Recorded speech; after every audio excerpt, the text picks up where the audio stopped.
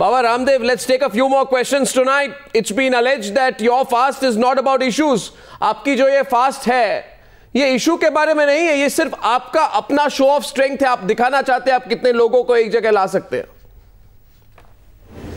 देखो, जब इनको लोग दिखते हैं तो कहते हैं बाबा जी अपनी शक्ति का प्रदर्शन कर रहे हैं। जिस आंदोलन में इनको लोग नहीं दिखते हैं तो बोलते हैं इसका जनाधार खिसक गया है। अर्णव भाई, जैसे इस देश में प्रधानमंत्री और राष्ट्रपति का सम्मान होता है, संविधान ने उनको यद्यपि ऊंचे अधिकार दिए हैं, वही इस देश के एक आम आदमी का भी अधिकार है, उसकी ताकत है लोकतंत्र में।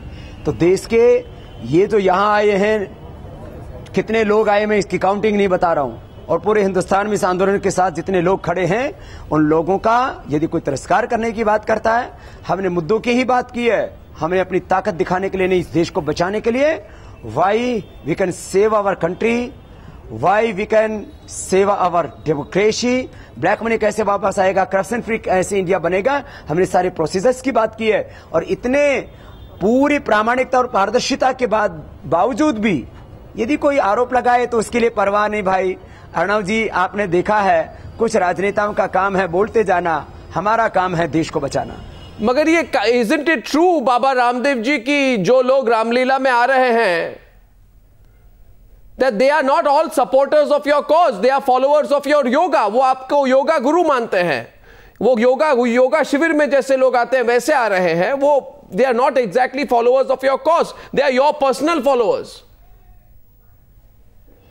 कभी दुनिया के इतिहास में कभी देखा कि लोग अपना घर परिवार सब कुछ छोड़ करके गांव से निकल करके लाखों लोग सड़कों पर ऐसे ही क्या अर्णव भाई, क्या जो योग भक्त लोग हैं वो राष्ट्रभक्त नहीं हो सकते? और हिंदुस्तान में तो सब पहले योगी हुआ करते थे, भोगी तो अभी ज्यादा पैदा हो गए। तो हम सब पहले योगी होना चाहिए, सबको योग भक्त होने के साथ सबको राष्ट्रभक्त होना चाहिए। तो यदि मैंने लोग मेरा उपकार मानते हैं और मेरे प्रति श्रद्धा रखते हैं, मेरे प्रति विश्वास रखते हैं, तो ये मेरी क्रेडिबिलिटी है। वो तो है। और इस देश के आम लोग जो कभी योग नहीं करते, वो भी गांव से चल करके दलित, वनवासी, आदिवासी, जिन्होंने कभी कपालभाति अनुलोम नहीं किया, वो भी आ रहे हैं कि अब उनको आशा जगी, विश्वास जगा है, उम्मीद है उनके भीतर कि अब कोई रास्ता निकलेगा। नहीं, मगर अगर कुछ रास्ता नहीं निकला, यानी कि सरकार ने 3 दिन में कुछ नहीं किया, फिर क्या होगा? फिर आपका प्लान बी क्या है? Will this then become an indefinite agitation? देखो अर्णव भाई, मैंने ये नहीं कहा कि सरकार मानेगी तभी जाएंगे, मैंने कहा इनको पहला मौका दे रहे हैं। इसलिए इस बार के आंदोलन का हमने शब्द रखा है निर्णायक आंदोलन, ऐतिहासिक आंदोलन। पूरा देश खड़ा होगा, एक हिस्ट्री बनी है पूरे हिंदुस्तान में, शायद इतने लोग कभी कभी खड़े हुए होंगे। मैं आत्म प्रशंसा के लिए इस बात को नहीं कह रहा हूं। दूसरी बात, इसमें निर्णय करके उठेंगे कि ये सरकार नहीं करती तो फिर आगे किधर जाना है, क्योंकि बहुत कंफ्यूजन है जो देशभक्त लोग हैं उनके दिलों में कि आखिर हिंदुस्तान किधर जाएगा। तो हम लोगों को निराश नहीं करेंगे, लोगों को हताश नहीं करेंगे और लोगों के साथ धोखा नहीं करेंगे। लोगों को बताएंगे कि यदि ये नहीं करते तो फिर वो पूरी बात तो मैं बाद में कहूंगा, लेकिन पहले हमने खाली अब क्या असर होता है इस आंदोलन का पहले 4-5 राज्यों में दिखाया था।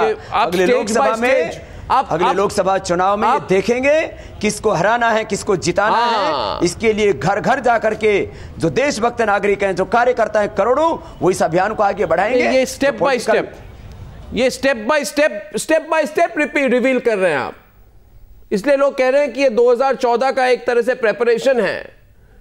आखिरी सवाल आपसे यह है, there are many cases against you, there have been some reports कि आपके खिलाफ केसेस थे, वो फाइल हुए, एक नया केस भी फाइल हुआ है, और एक ऑनगोइंग केस है जो बहुत बड़ा केस है। सुना गया है कि कोई ऑडिट रिपोर्ट हुआ है, उस पे इस महीने के एंड तक और एक नया केस फाइल होगा आपके खिलाफ। That you are facing many cases and some new cases are being filed against you.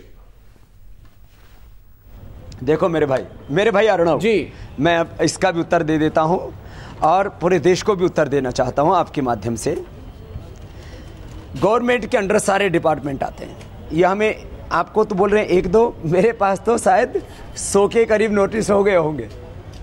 हम नोटिस का जवाब देंगे, जो ट्रिब्यूनल होता है उसमें जाएंगे, जो अलग अलग सैलरी ईडी ये वो जो भी सीबीआई से लेकर के सारी सरकार की एजेंसियां इनके अधीन है। अर्णव भाई, ये एक दिन में आपके चैनल को 10 नोटिस दे सकते हैं, आपको इंडिविजुअली ये 10 नोटिस दे सकते हैं। गवर्नमेंट के पास तो सारी एजेंसियां हैं, उसी ताकत का तो मिसयूज कर रही है, उस ताकत का सही दिशा में उपयोग नहीं कर रही। लेकिन ये कितना ही काम करे, कितना ही सताए, कितना ही बदनाम करे, सब अब हिंदुस्तान के लोग जान चुके हैं। हम अपना काम जारी रखेंगे और तब तक आंदोलन चलाएंगे जब तक ये सत्ता, ये व्यवस्था का चरित्र नहीं बदल जाएगा। Baba Ramdev ji, thank you very much, thank you.